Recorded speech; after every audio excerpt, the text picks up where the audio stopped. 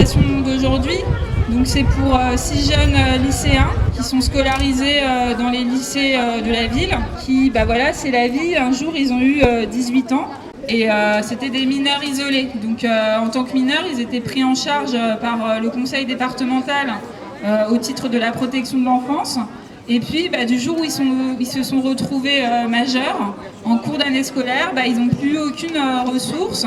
Donc nous, ce qu'on demande aujourd'hui, c'est que ces jeunes-là, qui sont en cours de scolarité, donc tous les professeurs, toutes les équipes éducatives témoignent du sérieux et de la volonté de réussir. Nous, on demande que ces jeunes puissent finir leur scolarité dans de bonnes conditions et pas en étant tous les week-ends hébergés ou pendant les vacances hébergés par le 115, comme ça a été le cas pour tous ceux d'entre eux qui ont eu 18 ans cette année et qui ont fait ça toute l'année tout en menant à bien leur scolarité.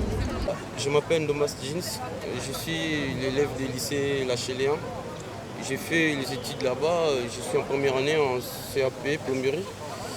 Je suis dans la situation très difficile, très dure. J'ai fait des études, mais il n'y a pas de temps pour les refuser. Parce que je dors en dehors, dans les week-ends, dans les semaines, je suis à l'internat. Mais tous les week-ends, j'appelle 115, mais il y a des fois, quand on appelle 115 dit il n'y a pas de place, il faut dormir en dehors. L'action, c'est efficace parce que là, la préfecture s'est mobilisée pour trouver une solution dans la mesure où il savait qu'il y avait une mobilisation autour de ces 6 jeunes. Bon, donc maintenant, on a un hébergement pour les 2 mois d'été, pour juillet et pour août.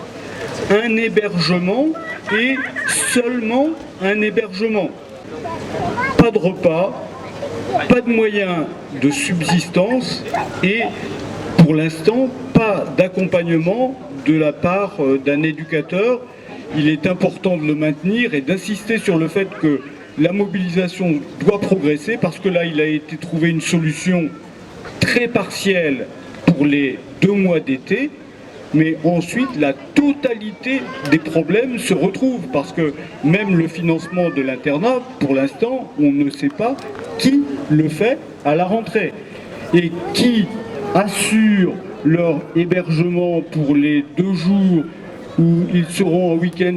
C'est pas réglé non plus. Donc la solution de ces jeunes, elle est loin d'être réglée complètement.